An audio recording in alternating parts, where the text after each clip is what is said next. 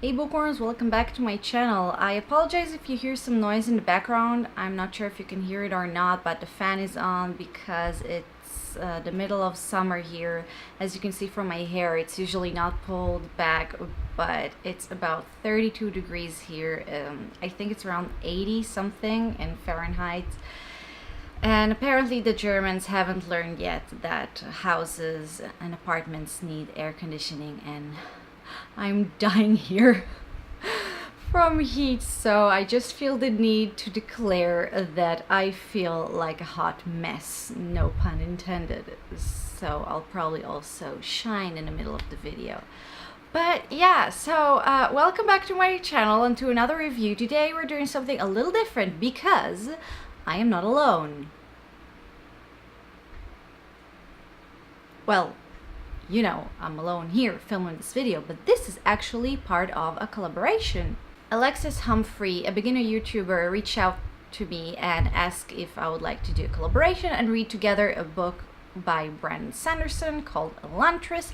Now, I've heard about Sanderson. I actually always wanted to read his books, but never got to it. So I thought, you know, that's a really good opportunity for me to start reading his books.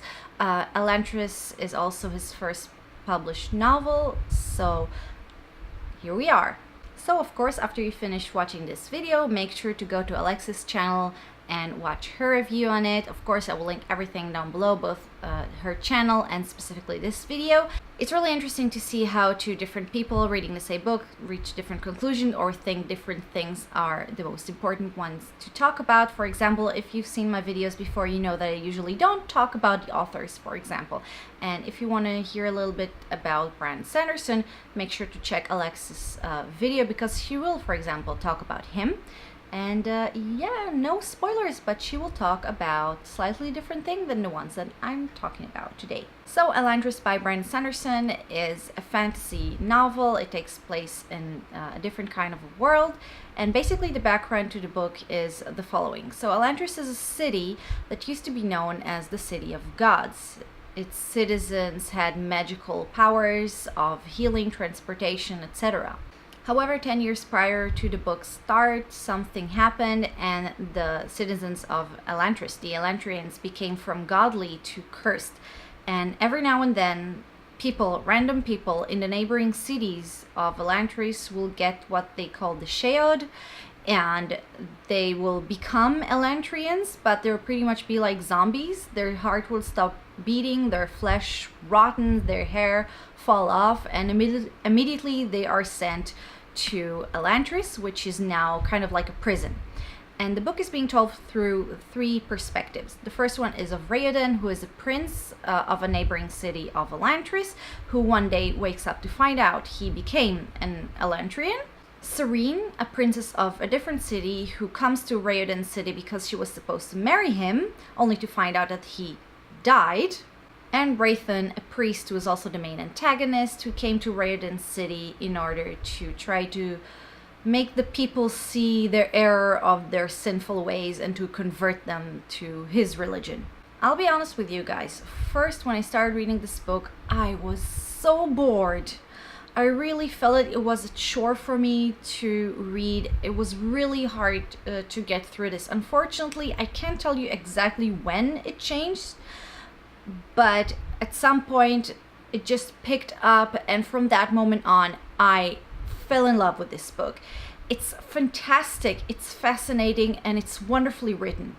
I am so glad that I didn't quit, that I continued to read and got to experience Elantris. If you do read this book, and I highly recommend you do, please don't let the slow start turn you off and discourage you. And now let's get into a bit more detail. What exactly did I like so much about Elantris? Well, I heard a lot of people saying that one of Sanderson's greatest strength is world building, and I could definitely see that in Elantris. The information is given little by little. It's hinted at. You're not really given anything too bluntly. The world is full enough in order to make you feel like you really have a full culture with different sort of subcultures and everything. However, it's not exaggerated, it's not cumbersome. You don't get overwhelmed from all the characters and all the cultures and all the names and everything. And even the politics there was understandable and even interesting. Politics. Interesting. Despite the world building, I think that what really made this book for me were the characters. The characters were absolutely fantastic, really well written. Everyone from the protagonist through the villain and the side characters all felt like real 3D characters. No one felt as if they were there just to fill some sort of a spot. And without getting into any spoilers, even the villains were given a very interesting and compelling backstory. I think that villains can either make or break a book, and here they were all good. No pun intended. They were all well written.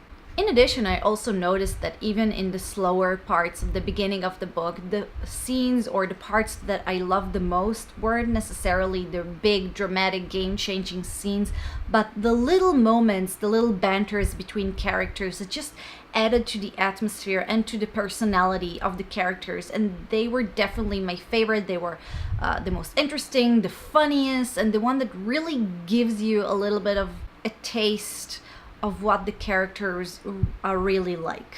There were really good character build-up, and I think there were some twists there. I'm not gonna get into it because those will be spoilers, and I didn't see them coming, but they also added to the characters and the character's personality. I feel that if I'll say too much about it, I will get into the spoilers, so I'll just say that Serene, for example, who's the main female protagonist, is also a wonderful character and definitely a good feminist example for a strong female character without being really extreme and going into the very annoying tropes of a female protagonist that I'm sure you all heard about and read.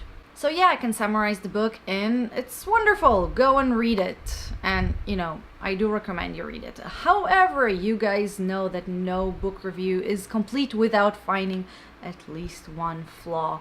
And except the fact that the book was a little slow at the beginning, which kind of adds to the world build-up. So it's not really a flaw. But the one thing that I thought there was really awful and horrible in this wonderful book were the names. Oh my god, the names here are hideous. Did Sanderson went to the J.R.R. Tolkien school of naming things?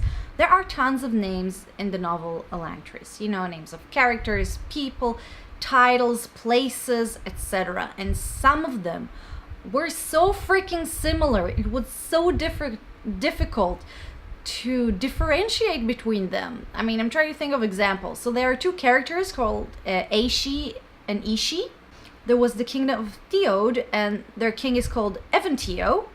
And remember that I talked at the beginning about the thing called the Sheod? Well, there is a character called Sheor. Really, it was so confusing.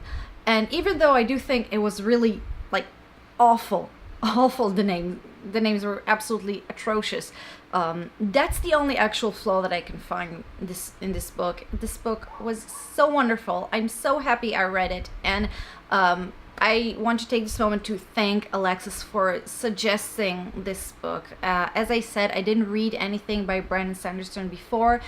This is the first Brandon Sanderson. This is definitely not the last one that I will read, and if I may say, I know it's a little dangerous, but, you know, I've read Game of Thrones, that is, you know, the first book in the Song of Ice and Fire series, and, you know, I liked it, but let's just say that everything that I found too excessive, overwhelming, cumbersome about Game of Thrones, I found really been well written in Elantris. So just saying, if you felt the same way that I did, give Brandon Sanderson a chance. And here goes a bunch of subscribers who are addicted to Song of Ice and Fire. What have I done?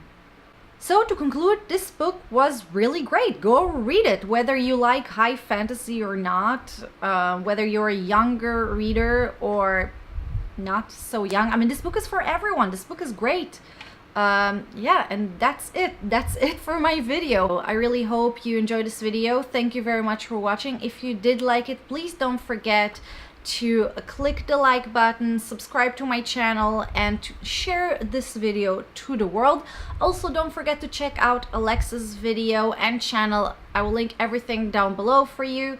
And thank you again, Alexis, for suggesting this wonderful book for me to read. And as it turned out, I survived this entire video without melting, so if you will excuse me, I will go now to the kitchen and hide inside the refrigerator. I'll see you next time in the next video. Bye bye.